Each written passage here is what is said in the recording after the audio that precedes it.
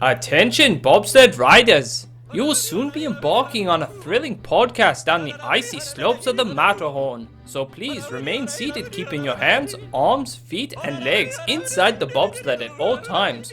Auf Wiedersehen! Hello, yodelers! We are the Matterhorn Yodelers. I am your host today, Peter, with my co-host, Jackie. and Japheth. And today we're going back to another topic that we have just went over before, and we're going to be talking about some windows. The exciting world of windows. Hope you brought your Windex. So, for those that may not know, and there are, when you go to a Disney park, whether it be here or even around the world, you'll notice windows on Main Street or in other locations around the parks they'll have names on them, and these names are actually real people. And I went into more detail about it on our last time we did the Windows on Main Street episode, but basically these are people who contributed to the Disney theme parks in one way or another. Generally, you'll see a lot of them are Imagineers or people that contributed into the construction and management of things. But It's their Easter eggs. pretty Yes. much it's the credits. It's a Yeah, big the honor. credits. It's Yeah. like the credits. Oh, it is. I think it's a pretty honor to have your name put on Oh, a yeah. Absolutely. window like that. So, like basically I'm trying to remember what the qualifications were. It's like you had to be a Disney legend, you had to be retired. And Disney management as well as Imagineering had to agree on your window. So play nice. Yeah. Pretty much, yeah. So we're going back. I've picked out a few names for us to go over. The other hosts, they wanted me to pick them out. So I picked out three. We got three Imagineers today. So we're going to be doing a lot of Imagineering, and you'll probably notice a lot of their projects interconnected with one another. So you might hear some similar things in terms of the impacts that these people contributed to the park. So we're gonna start things off with Japheth here. Why don't you let us know who you picked and a little bit about who they are, or who I picked. Sorry, You pick the name, I picked and the then name. you just throw out, like, who do you want? And I'll just, like, I know Jackie's doing Mark Davis, and it's like, I've always heard about Mark Davis, and I was like, I want a different person's perspective, because Mark Davis is closely associated with a Haunted Mansion, so I was like, I'm going to go with Harriet Burns, who also has an association with a Haunted Mansion. Who would have thought? Like Peter says, they all work on the same projects. Well, the Haunted Mansion was a very long project. A very long project, yes. That was. So I have Harriet Burns, and what's significant about her is that she is the first woman Imagineer, before they were Imagineers. Correct. Yeah. And We can just say Imagineer. I know it's WED, but WED Enterprises. But they are or whatever. Imagineers. It's Imagineer. We will just say Imagineer. we're just getting for... those like, but they're WED. Yeah, and correct. you're like, yes, they're yes. Imagineers. Like, we'll just... For you, take the ring to Mordor, Right. like, people, we understand it. So Harriet's a great quote, and this is from Marty Schuyler, an executive vice president of Walt Disney Parks and Resorts. She goes, about Harriet, she goes, she could do everything a man could do. And, like, she's one of those, like, ceiling busting, like, women that did it her way, and it was done very well. So her story starts where she is from Texas, and she went to school. She came from a family of people. Even her mother went to college, and so she was going to go. But at the time, women were only supposed to do like home economic kind of courses, and so she went there and got accepted for that school. And then the next day, she went straight to art, and that's how. And she got her degree in art, met her husband, and she, with her family, moved to LA in 1953 and started designing props for TV shows and interior sets, floors for like the dunes at Las Vegas. And from there, well, I did one thing I want to mention that she also worked on props for Santa's Village at Lake Arrowhead, and our mother used to work there, and so that's kind of cool. Where Yeah. I pulled in, it's like, you know, some of the things that my mother worked at, not at the same time. Yes, yeah. 20 years Different later, timing. it was probably last touched and renovated probably by her. But Probably. you know, like Santa's Village was like a small little theme park up in the San Bernardino mountains where Lake Arrowhead is. That's not where your bottled water comes from, No. but it was inspired where it comes from. And so yeah, she worked there, and while she was working in Vegas in the dunes, she met a guy who was like, "Hey, I'm gonna I work for the Disney company. You should come and I'll get you a job there." And so she gets a job. Her first job is in 1953. Is working in props and set painter for the Mickey Mouse Club. And so Walt's right there, trying to get that TV scene going, and she gets noticed, and so she gets moved to a workstation at the Disney Studios and works cross with Fred Yoger. I think that's how you say his name. He was a modeler for WED, and so she, that's where she got her niche and was making models and start working that angle. And they had a quote and a statement about her as her appearance caused her to stand out on the set, and she dressed in high heels and a skirt to work with the hardware and the tools such as drill presses and sanders. Like she looked good, and she got noticed in the right ways, because she didn't let her role in society stop what she was trying to do, which was to do great projects. And Walt noticed, and that's why Walt's like, "Hey, you're really good. I'm going to put you over here." And at the time, there were only 3 people doing like models. Right. And 1955, so in 1955, you're having the expansion of Disney World, really, or Disneyland going. And so with this, she helped with, was it 1955? I'm trying to think. Well, she said they said that she helped with the making the model of the castle. And so who's the gentleman that helped her with that? So he would come up with how it would look, and she worked on the small details, the turrets and the eaves. Yes, her and Fred, they worked on that. And so she built up her reputation by doing the small little details, and those got her a little more jobs here and there.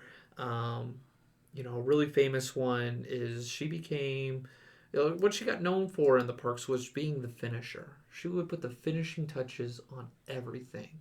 There's not a lot of projects that she didn't have her hand in as a result of just her good work, like Small World, putting faces on Right. there. The Laughing Hyena, she would point like, "Oh yeah, she did the Laughing Hyena," and just like little stuff here and there. One, for instance, is at Pirates.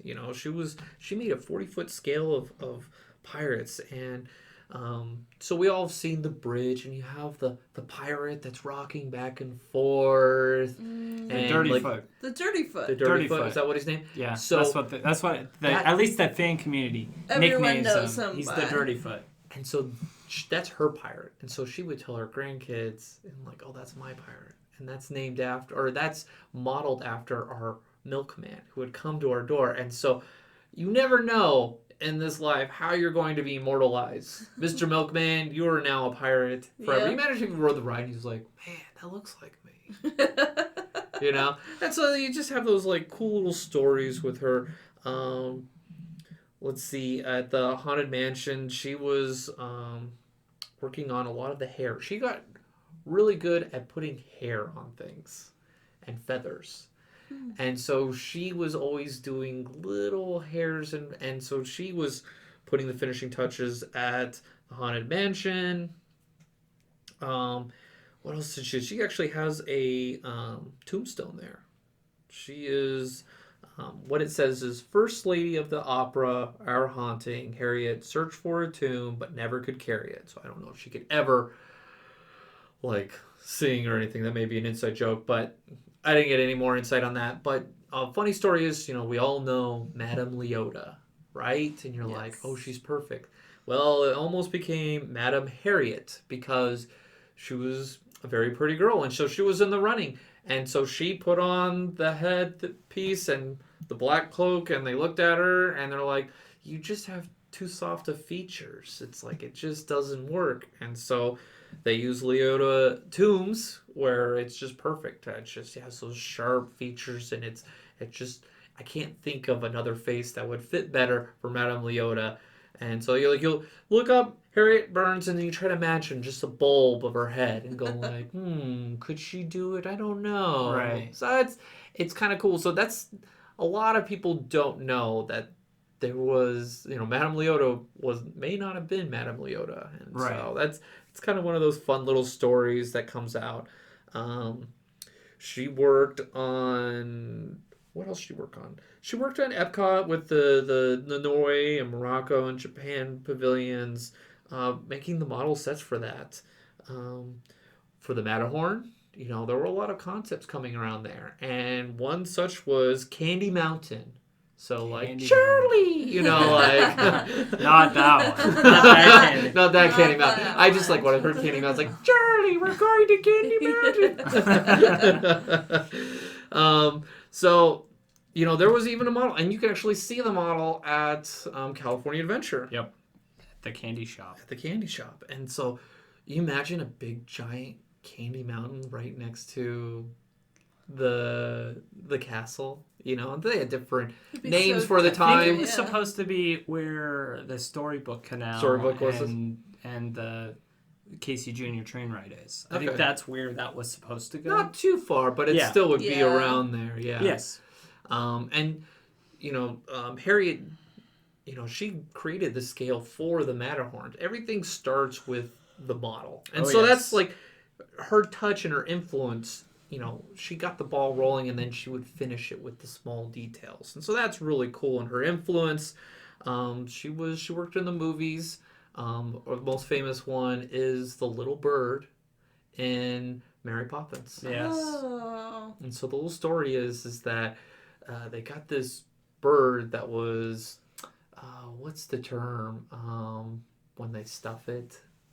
Taxidermy? Yes, this bird had been taxidermied with arsenic, and so they had to clean it out and make sure, so that they could put the little robot, not like things where you move your fingers and it would move. Right. And Walt thought that was the coolest thing when they came up with that. And he was like, he would go into meetings like, look at this, and and so that's how she, little stuff here and there, her little influence. And so, I thought that was cool, where you don't need big projects to put your face or put your name on a window. It's the little things, the little contributions of like the little sprinkling of your magic at the park.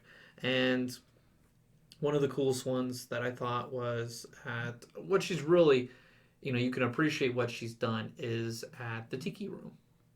Those birds and how it all came about started with Walt, always does. Walt had gone to Paris and picked up like a trinket little bird that would, it'd wind up and chirp, not how everything like automatically push button it goes, but like it would go, it would chirp, and then time would go by, and then it would do like another like movement and chirp, and he goes, Walt was inspired by this, and he goes, well, like they've been doing this for 100 years. We've got new cool technology. Why can't we do this now? We need to do something with this. And with this, he, it's like he gave him the task, like, do something with this idea. And so you get the Tiki Room as a result. I know that model, that bird, I believe it's now in Club 33. Club 33. Yeah. So the if one you that happen- inspired the Tiki Room? Yes. Oh, that's really cool. Because it was a gift for his daughter. Yeah. When he was in Europe doing, like, when he would go to Switzerland and get the inspiration for the Matterhorn. Which I actually learned something interesting about that somebody wanted to call it the Volter horn. Yeah, like the Volter horn with the W making the V sound. Volter. Yeah, We could have been the Volter horn the mountain. or we could have been the Candy Mountain.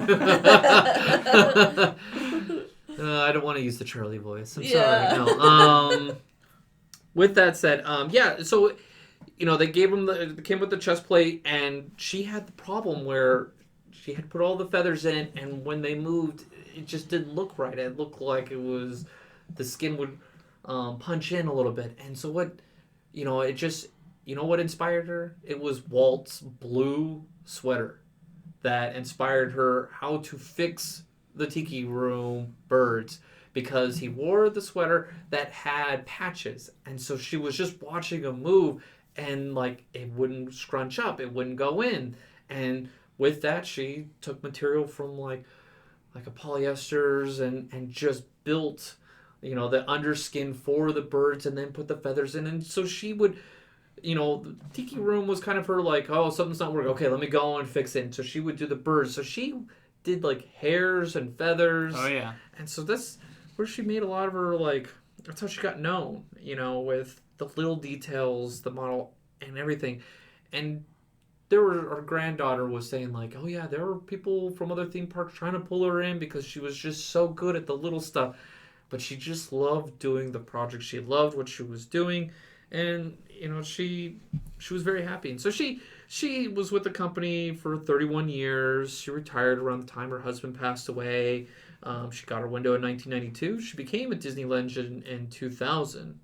So I guess it was post. I think I could have been mistaken about the Disney legend. And I'm not thing, sure, so. She's old school, so I don't Right. know, there was a new rule now in place. Well, and the thing is, there are names on the windows on Main Street that even the Disney archives do not know who they are. Oh, wow. So, like, there That's are names. interesting. When I was doing my research on different people on windows, like, there were a few that came up that says, Disney archives has no idea who this person is. Are they afraid to get rid of it for whatever reason? Pretty much, probably. It's just like, well, they were important at one point in time. That's so cool. That's fun. And so, I couldn't help but listening to interviews of her and how she held herself. It kind of reminded me of our grandmother. Yeah. Just the classiness, the wittiness, the ability to get things done and kind of push what your role is. And I couldn't help but just think of her. And she loved wearing scarves, and I'm just like, oh, that's our grandmother right there. Oh, yes. And so it was a real treat. Like I said, there are fun little interviews. Oh, this one's fun. I learned an interview that she did. Apparently, Walt wanted a Chinatown in Main Street. He did. And so they were working on the animatronic where they wanted a Confucius, wise kind of fortune teller to come. And it was like an animatronic kind of attraction. And Walt went to San Francisco and is like, no, we're not going to do this. Nope. We already got a good one. We don't need to have one there. But what she learned with doing the skin and stuff was used for Great Moments with Lincoln and Pirates. Yeah. And so it's kind of one of those inspiring stories. Like, you work on all this stuff and then it doesn't pan out for the project, but it builds, those failures or those projects that didn't work out, they feed Great Moments with Lincoln. Right. She learned so much with that one with starting. creating the skin and how do you make it look real, and so that's kind of cool and it's inspiring of it may not be working out now, but what you're learning can be applied later on. And so she's a classy lady. Bust out that Windex and clean that window. You can see her window, Disneyland. It's right next to the firehouse. It's near Walt's window. Across. It's by the Emporium Clothing. And I believe it says, did I write it? What it says? Or did I say it? It's the Artisans, handmade miniatures, rocking, and it has a rocking horse, and it says Harriet Burns. And so that's kind of cool. Well, thank you for sharing. That was very informative. I learned some things. What'd you learn? I learned, I didn't know so much about her role in, what was it? The Candy Mountain. Yeah, I didn't know. she did the little models. I didn't realize that was Yeah. her. Her granddaughter, when they said after she passed away, she kept everything, and she's like, yeah, we're going in boxes, and we'd find little candy bits and stuff Yeah. from her drawings, and it's like, how cool would that be? Like, you got your grandmother that has like, yeah, I did some stuff at Disney, and you go through it, it's just like, oh man, there's Right. just like Yeah. a trove There's of a lot. information. There's a lot of history in her items. So, Jackie, why don't you let us know? I think we've already spoiled Yes. who your person is, but why don't we Spoiler. go Sorry. That's okay. My Imagineer is Mark Davis. He is one of the 9 old men, Yeah. which is basically It's a big deal. Walt's His crew. crew. It was Walt's crew. His core. Yep. That really helped build Disney. He's honestly, like, in the Disney world, he's probably one of the biggest names, in my opinion. He's one of the first names I learned at the Haunted Mansion when I worked there. Like, Yeah. Mark Davis. Like, you need to know who that is. And I was like, okay, Right. big deal. Like, He's a big deal, especially involving Imagineering. Like, his influences go wide. Well, and here are some thoughts from Walt Disney of I hated the man. No. of what he thought of Mark Davis. He said, Mark can do story, he can do a character, he can animate, he can design shows for me. All I have to do is to tell him what I want, and it's there. He's my Renaissance man. So that's such like a not a jack of all great trades, honor. a Renaissance man. Right. For Walt, boy, That's high that's praise. huge. Yeah. Considering Walt was not one to throw compliments out. No, no, So, and Walt. just having your job Right. was a compliment. I'm doing all right. Him saying, like, I like your idea was, like, the highest praise you could ever get from Walt You Disney. see the guy going in the bathroom. He lost my idea. Wipe that mascara off. Oh, no. And then I love that someone asked Davis. Walt Disney was asked, "What's your favorite animated piece?" And Walt had said, "When Cinderella gets her ball gown." Yeah. And He did the transformation. and Mark Davis was the one that animated that Oh, cool. scene. So It's a pretty magical moment. It's one of the more iconic moments out of all the Disney animated movies is the Cinderella dress. Yeah, then it goes formation. down and then up, Yeah. like this transformation. So Mark Davis obviously started as an animator. He, went to school, started with Disney, and he started his career in 1935. He was an animator for Snow White and the Seven Dwarfs. Old school. Yes. But he was also known as his work on female characters. Yes. He was called the ladies' man. Not because... And that's why his wife worked with him at the company. No. Yes, and his wife worked with him at the company. And so Mark was very known for his sketches with and development of female characters in the stories. He would often sit in like the sound booth with the voice actors to try to sketch their emotions, which wasn't very common. So he really mastered like gestures and expressions. Some of the animation he worked on was Snow White, Bambi, Bear Rabbit, Bear Fox. Let's see here. Bongo, Mr. Toad, Cinderella, Alice, Tinkerbell, Aurora, Maleficent, Prince Philip. So he did a quite a lot of list. he Quite a animated list. a lot of people. Is Yeah. that what you're saying? The Maleficent Okay. one that's Yes, just one of the most revered villains. Right. and Cruella de Vil, of course. Oh, So he was in charge of a lot of I need characters. So then he was brought on to the Disney parks. His first project was Jungle Cruise. Yep. And I think the reason why they brought him on was because he was the comedy man. Oh yeah. Walt was seeing what was happening with Jungle Cruise, and he goes, "It's kind of dry. Yeah. It's kind of dry. It's pretty funny because it's a water ride. It's a water ride. It's a boat ride." Puns already. All right. I'm older. I'm sorry. It So happens. he was a big influence on the Indian elephant bathing pool Yep. scene and the rhinoceros chasing up the pole. Oh yes. Yes, so I think they get the point. They'll get the point in the end. Oh yes. he also worked on Mine Train Through Nature's Wonderland. Is it pre-Thunder Mountain? Pre-Thunder Mountain. Pre-Thunder, yep. Enchanted Tiki Room. He worked on Ford Magic Skyway, which was the World's Fair. World's Fair. So go back. You're going to want to go back because I'm also going to be talking about the World's Fair. So go back, listen to that episode because we'll go into more detail You about... get some context to these projects because that event gets the park going as well. Oh, yeah.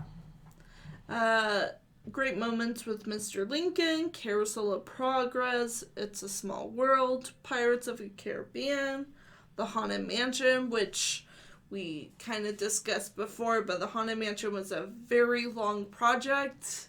Disney Plus. It dates back prior to the opening of like Disneyland in Anaheim. Like there was a plan for the Haunted Mansion to be built on the small acreage park for Mickey Mouse Park that they were building right next to the studios originally. There was going to be a haunted house. Yeah. And in the Haunted Mansion, opened up in 1969. Yes. And some so time. there's a great Disney Plus released a great documentary. The behind the attraction. They go into they do a good job of explaining the history of that attraction. So go on Disney Plus, watch that episode. It's a good one. My mother was our mother was asking, questions like, in the stretch room, which part of the house is it? I was like, well, the house is more of a facade, but it was kind of fun to answer those questions because it stirs those kind of like, well, I know it goes up here and it goes down here, and so I recommend it. It's informative.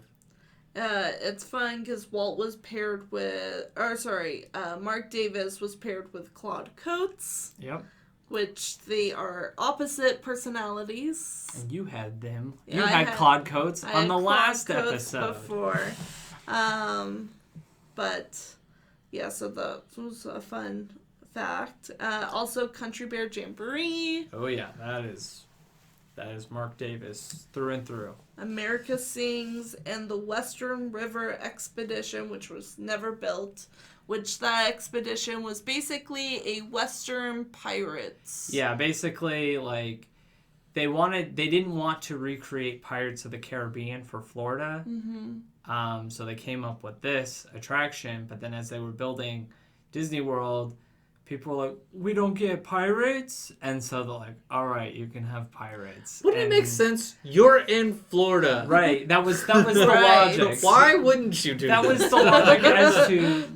And so, like, yeah, it's really sad that, like, that is an attraction that, like, I wish we did get over Pirates. Because the Disney World Pirates... Whoa, shots fired. Oh, yeah, the Disney World Pirates is by far the worst Pirates attraction in the world. I hate how you end, like, the actual setup, the It's- mechanics of it. It's the shortest one. You could tell it's like, sort of the best ofs of Disneyland. sort of the best of. And Mark Davis was sad about it because the Western River Expedition was his baby. Oh, yeah, that was To going have be... someone can your project, it's always hard when you're working on something. You're like, stop that, and put it on hold. You're like, we're going to go work on this thing that we already did. And it's like, yeah. Like, if you look at, like, the plans for this was going to be, like, the Western Expedition was going to basically be, like, 3 attractions in one. Like, it was this massive project. Yep. So Mark Davis window is right north of the Main Street Cinemas. and it is right next to his wife Alice. Aww. So they have two windows right next to each It'd be other. funny if like her window's cracked open and she's just all like, take out the garbage! Don't come in my business! And so the part of his legacy, someone asked him how he would like to be remembered. He says, well, I like to think I'm a really decent person and a pretty good artist. Yeah.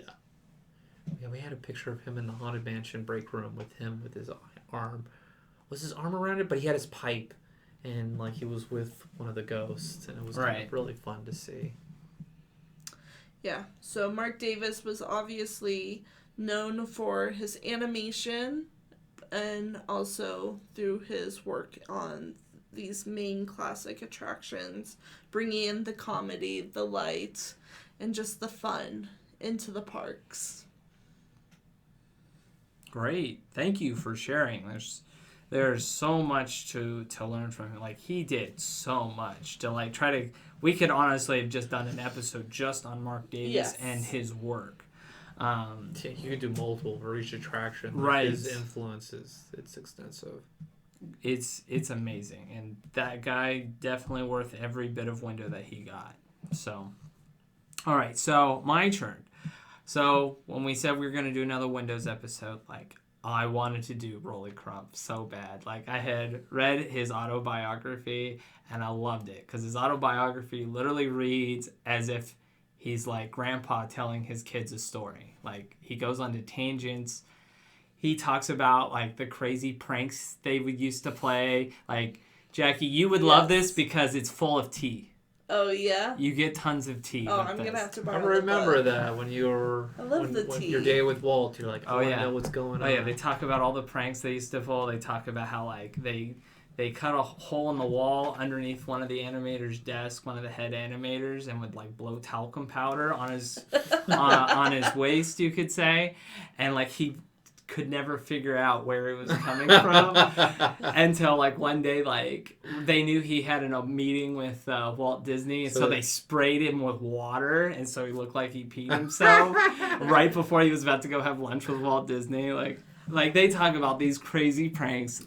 So funny. I love the one prank that they talk about in the Haunted Mansion behind the scenes episode where they asked for the janitor's sake to keep the lights on when developing the items. Yes, for his Mansion. Museum of the Weird. Yes, that was great. And they played a prank and like put everything on a timer, so when the janitor was in there cleaning, the lights turned off and the glow in the dark. The pepper sauce. Yes. Is that what it is? Not the pepper sauce. Pepper. No. The Pepper's Ghost. Pepper's Ghost. Yeah. I was like, pepper sauce. I was like, no, that's a cave. What am I doing? How am I going to a cave? I don't know. So yes, I have Rolly Crump, or his actual name is Roland Fargo Crump Jr. And I'll get into why he got called Rolly, because that comes straight from Walt Disney himself. I'll get into that a little bit later. But he was born February 27th, 1930. In 1951, he had just kind of graduated high school around this time, and he was having dinner. Like, somebody was having dinner, a friend of his mom's, and she worked for the Walt Disney Company. Well, Rolly grew up loving animation. He wanted to be an animator. His dream was to go work at Disney. And so he asked her, and she goes, she was like, well, I'll tell you who to contact. And she gave him all the information as to who to contact. And he went in like right away to meet with the guy.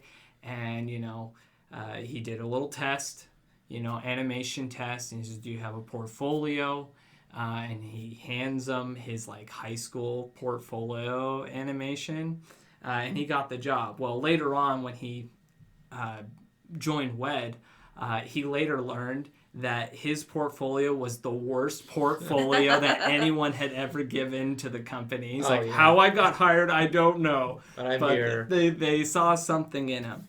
So when he started, he got started as an in-betweener. So that's basically bottom of the ranks in terms of animation for Peter Pan.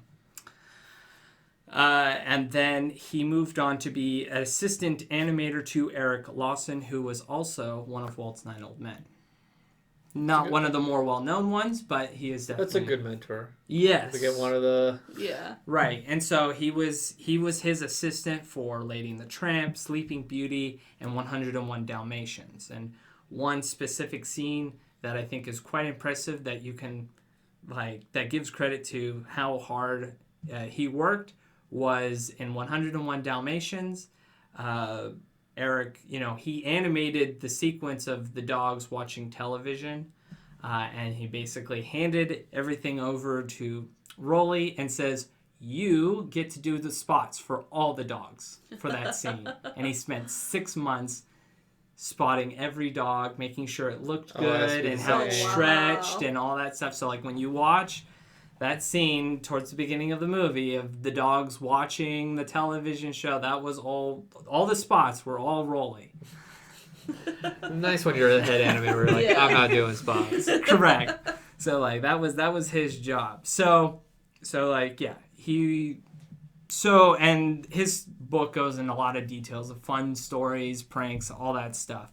And I'm going to talk about something here, and you're going to ask me why are you talking about this? Because it's very important to his Because it's story. my podcast. It's my podcast. I'll say what I want.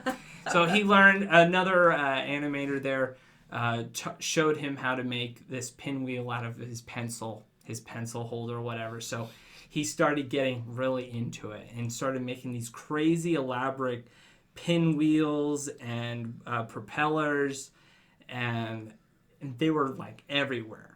And he also, for fun, he created what, people started calling his doper posters, which were these posters.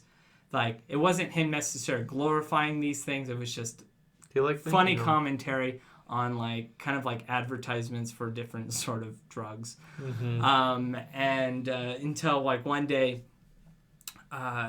some of the animators are hey, you should rent out some of the space in the library to show off some of your work with your pinwheels and your doper posters. And he's sure, I'll do that. And so he rented out a space, and he gets a phone call from one of the secretaries and says, Walt saw your work.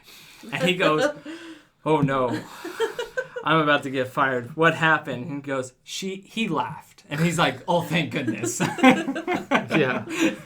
He laughed. And so that became something that would make him memorable in Walt's eye, was this event of him making these propellers and these posters. And so time came when Walt was looking to pull more people from animation to help with Disneyland. And Ward Kimball goes, well, what about that Roland guy? You really like these. Which one was it? He's the guy that did the pinwheels and stuff. And he goes, oh, I like him. Get him on the phone. Call up Eric Lawson. See if he's available. And Eric's all no, you can't have him. He's too important to my stuff. I need him. He's too important. He's still doing spots. He's That's working right. on the spots. He's working on the spots. No, you can't have him. He's my monkey. And so eventually, they dropped it. And then Ward Kimball said, why don't you talk to him directly, Walt? And so Walt talked to Roland while Eric was in another country. And recruited him to be a part of WED, which, was great for him. He loved it. He was always looking to expand what he could do. Him and Walt were always on very similar wavelengths. They had the same type of humor. They understood each other.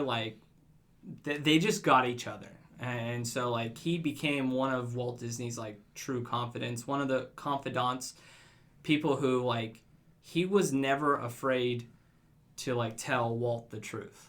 The reality of things. This doesn't look good. This is important when you get way up there in the ivory tower and you're doing business all the time. Which, because there's a lot of yes men. Yeah. And, you run into that a lot in corporations. You get a lot of yes men. And that made Roland not very popular amongst the rest of the executives and things like that because he wasn't a yes man. Like, how dare you? It really was. He's and, Walt Disney. And it came to a lot of him being kicked out of a lot of projects because of him not being very popular. The only reason why he was in positions that he was because Walt Disney would put him there, whether they liked it or not. That's kind of stink. You're like, hey, we're going to get this project. Rolly walks, and you're like, oh, crud. Yeah. This could be the death sentence A lot of this of people, project. there was a lot of people, they didn't like him very much.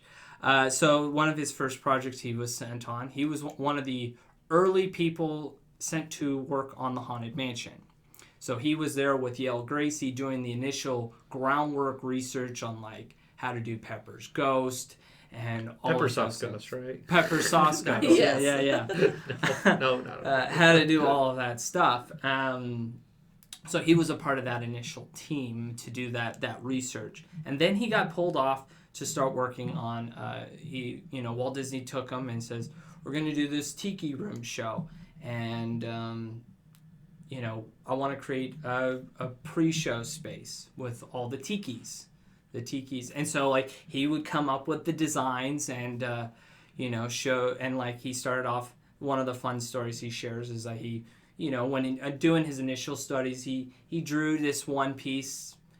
It wasn't any specific god or anything like that. It was just kind of his general idea, and then he did designs for the specific gods. And so when he went and showed Walt the designs of everything, he Rolly pointed out everything except for that one because it wasn't based off of anything. But then Walt goes, "What about him? What's his deal?" And so Rolly didn't know what to do, and I forgot who it was, but they started talking about and he was the tiki who would spit water in the bamboo and it would spill out into the water. So that's the tiki that I'm talking about here. And he would talk, it's the bamboo clicker, and Walt thought he heard like clock. He says, what about a clock? And he goes, "Oh, it's the tiki it's the god that tells time." And then Walt's like, "Okay, whatever," and left. And that Imagineer went over to Rolly and says, "You need to find out who the tiki is, who's in charge of time," in which that is Maui. So, Gotcha. So when it came to, Walt told Rolly to go and go to, I believe it's Blaine Gibson, to get all these things sculpted. Blaine's all like, "I'm too busy. I can't do this." Harriet worked with Blaine. Yes. They actually had a good relationship. Yeah. Where after they retired, he was like a grandpa to her grandkids. Mm-hmm. So it was like, oh yeah, that name. So, and you look at some of the works he did in sculpting the faces of the president. It's great work. So sorry, tangent. No, you're fine. So he's all like, "I'm too busy. You do it." And he goes, "I don't know how to sculpt. I don't know." He's like, "Well, I'm gonna show you." And so he sculpted all of those tikis that you see in the pre-show area. In the Enchanted Tiki Garden. In whatever that area is called. That's what we used to call it in the spiel, like, "Aloha, welcome to the Enchanted Tiki Garden." Oh, okay. That's what we used to call it. Gotcha. And so, and there's fun stories about how, like, how do you make something look like wood that isn't wood? And he talked about how you used a spork from the thing. And Sporky. yep, so... Or Forky. Trash? So... Yeah, trash. Trash, yes. And then he also Rolly also sculpted the drummers and all the tiki faces, as well as the garden in the center, as well as the Birdie Mobile. Wow. So like he says, like, I probably sculpted about 80% of that attraction. Not the birds. Not the birds. He didn't do the birds, Nope. but he That's did do Harriet. Yeah, that's Harriet. That's my girl right there. he did the Birdie Mobile. So, which funny story. Walt said, he's like, "Yeah, I want this mobile to hold 100 birds," and they're like, "Yeah, we can get you like 30." Can you imagine the animatronic guy is like, "Ooh," he like faints. It's like, that's a lot of wires to go through one little thing. So, and then he got put on the project of redesigning the Adventureland Bazaar, the shop there. So he also redesigned that area because it wasn't really well done before. And then, and another thing about the Tiki Room, he says that was probably his like pride and joy was working on the Tiki Room because that was like, again, like he did about 80% of all the sculpting for that. It's a fun attraction. Yeah, It's a good show. so Biased.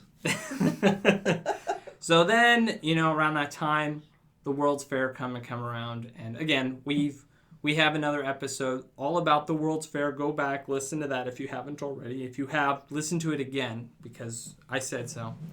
You're going to learn something. I promise. He worked on the Ford Skyway attraction, mostly in the queue. Like he did this weird thing where he created an orchestra out of car parts. Oh. It was kind of fun. And then, and he worked, he wasn't necessarily a big person at that time to work on something specific until Walt Disney says, oh, yeah, like less than a year before the start of the World's Fair, says, oh, yeah, we're going to do this little boat ride for UNICEF called It's a Small World. Yes. And so he worked, so he was kind of put in charge, was one of the main people that helped work on that.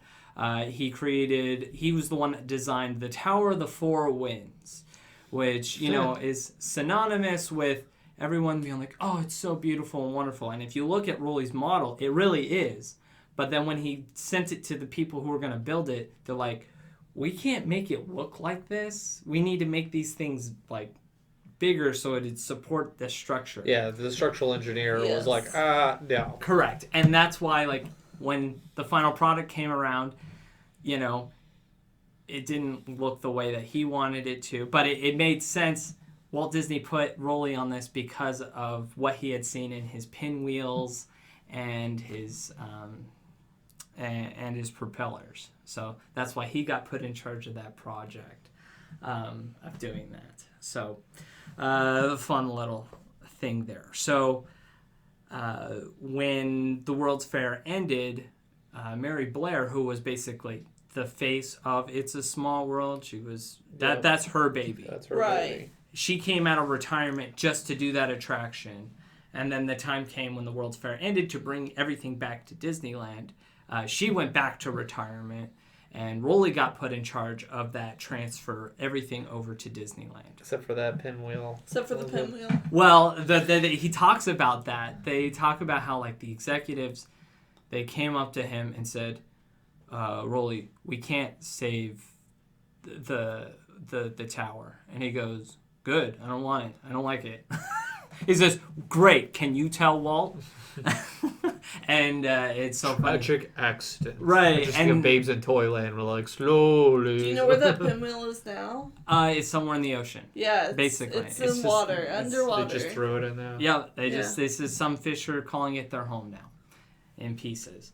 But they talk about that meeting where he told Walt, and Walt sees right through it, because, like, he sees that the other people put Rolly up to it, and says that, and so he went to each one and says, let me guess, you say it's a logistical nightmare to bring that thing over. Yes. You think it's a safety hazard. Yes. You think it's going to be too expensive to maintain. Yes. Okay. Like, Walt saw right through all of the BS when it came to the tower. So coming back, Small World is coming to Disneyland, and so they have to try to design a facade, what the outside of the building looks like, because they didn't do that with the World's Fair. So they call up Mary Blair and say, hey, come on back, work on this facade. And so she does, and Walt's kind of all like, well, that's interesting. Let's go another direction. And go back to your cave.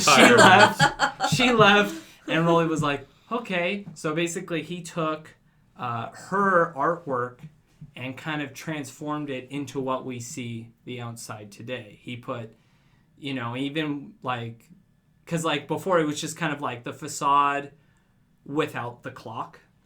The clock is basically like the focal point of the whole facade.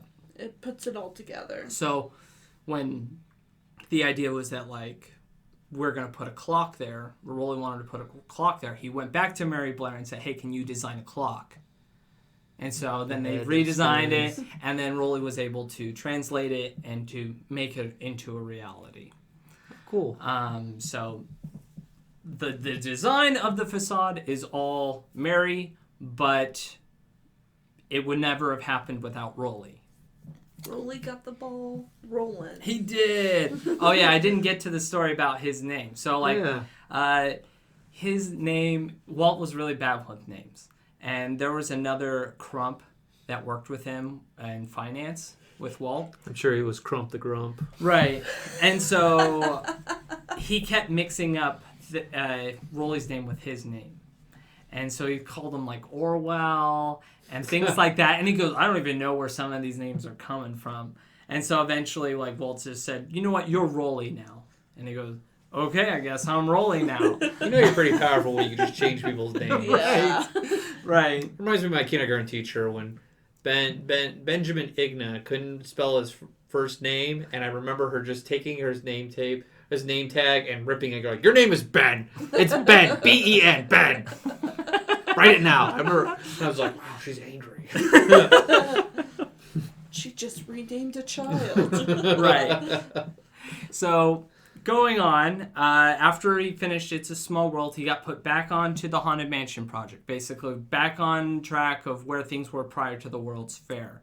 And that's when he started coming up with this idea of, like, he just started creating things, just random, creepy, random, weird things. And they go into more detail about this on the Behind the Attraction episode on Disney Plus, about how, you know, when Walt was going to come and take a look at everything, they kind of put his stuff to the side because it was really weird and off-putting, so that Walt wouldn't necessarily be able to look at it. But sure enough, Walt's got an eye, and he goes, what's that stuff hidden in the corner over there? And it's, oh, that's something that Rolly's working on. And he looks at it and goes, okay, well, that's weird. And he leaves. And then, you know, Rolly's kind of like, whatever. He didn't care because he enjoyed doing that stuff. It's fun to be able to go into work and create random stuff. Mm-hmm. And then, you know, Rolly comes into work the next day, and Walt Disney's sitting at your desk, and he goes, Rolly, your stuff kept me up all night long. And he's like, oh no. And just to walk in and Walt's sitting in your chair. Right. In your workstation. He's like, oh my gosh.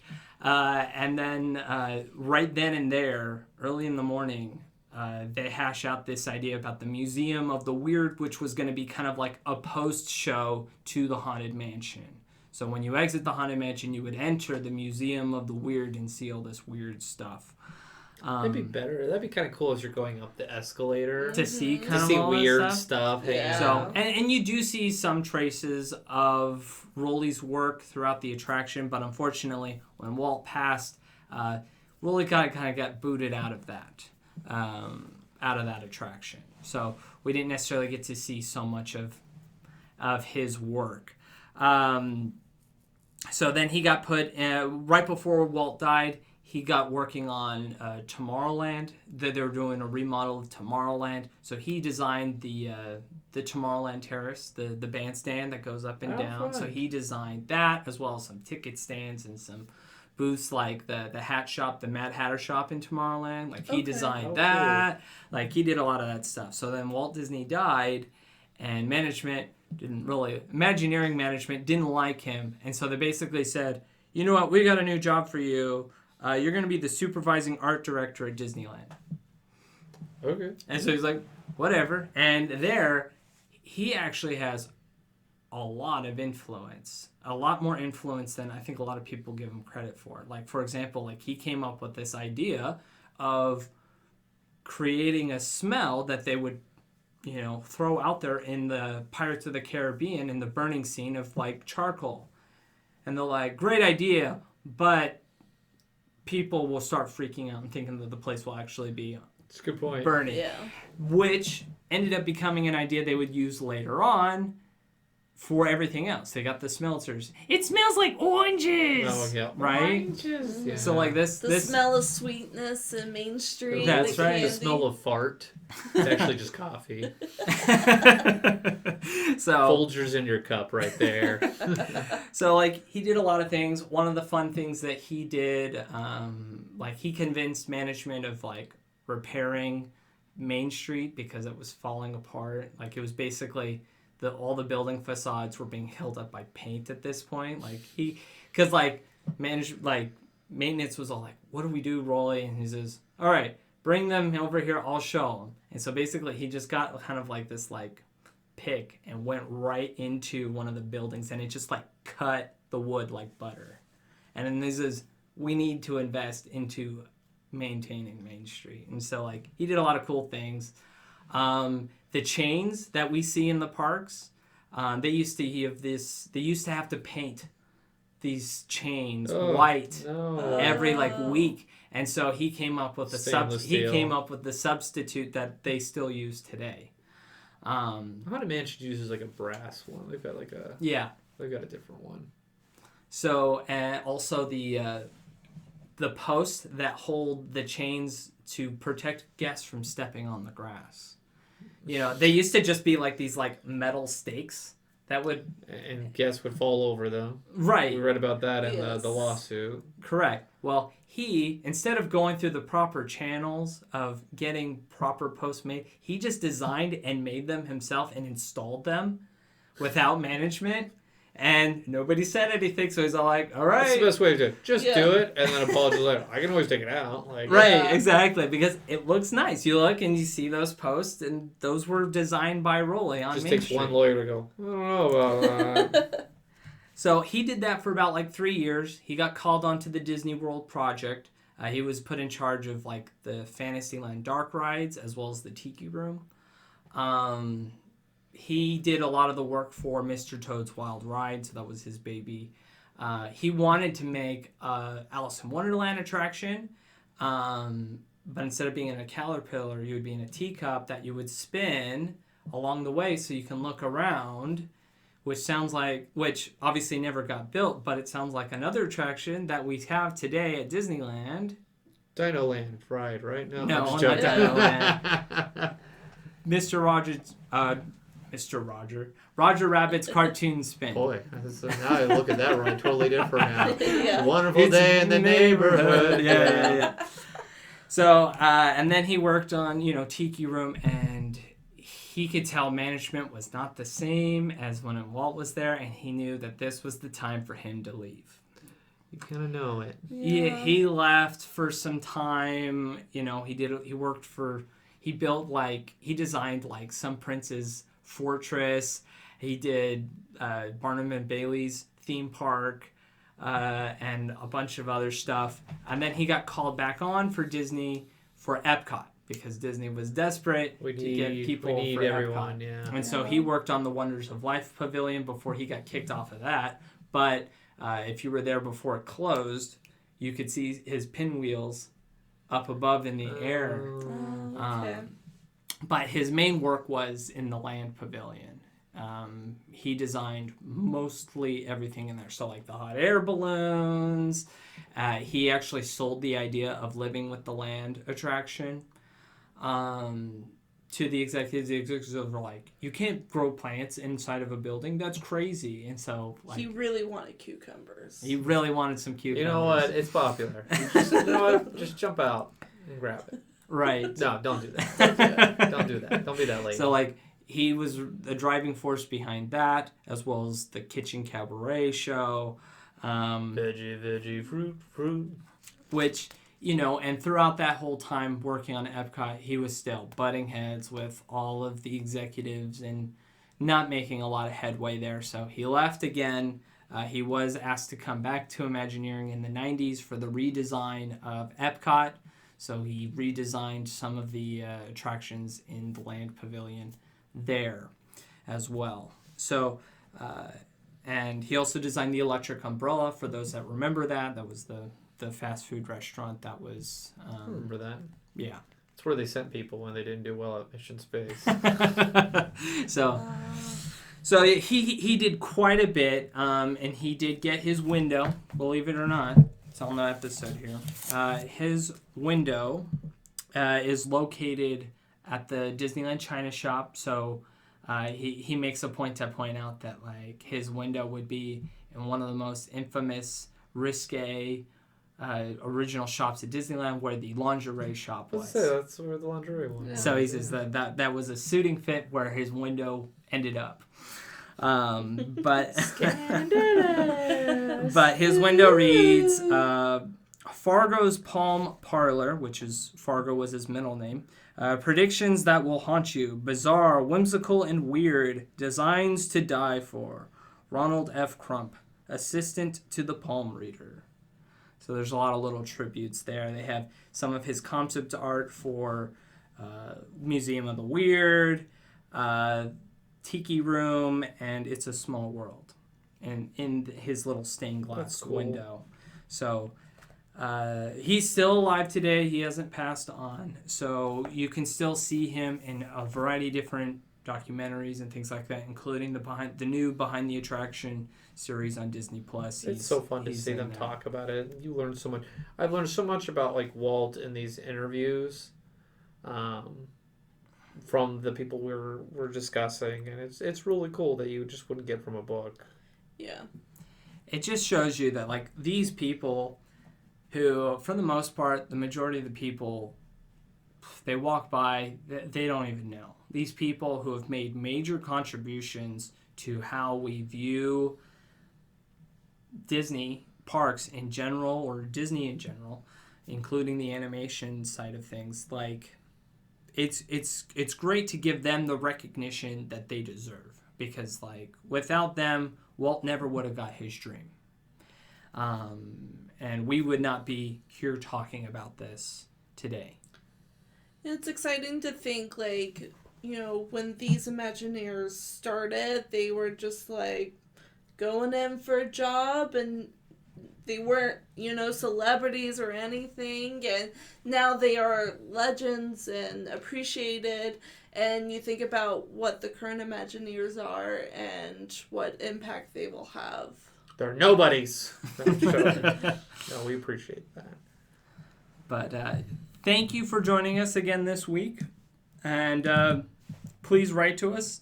Tell us about maybe what are some of the attractions that we've talked about here today that maybe you remember, or you know, like that you have a special connection with. Let us know. You can contact us on our Facebook, our Instagram. You can email us at matterhornyodelers@gmail.com. You can also leave us a voicemail on our Anchor page. But until next time, Auf Wiedersehen. Thank you for joining us on this week's episode of the Matterhorn Yodelers. Please remember, before your bobsled comes to a complete stop, to follow us on Facebook and Instagram. And remember... Remain seated, please. Permanecer sentados, por favor.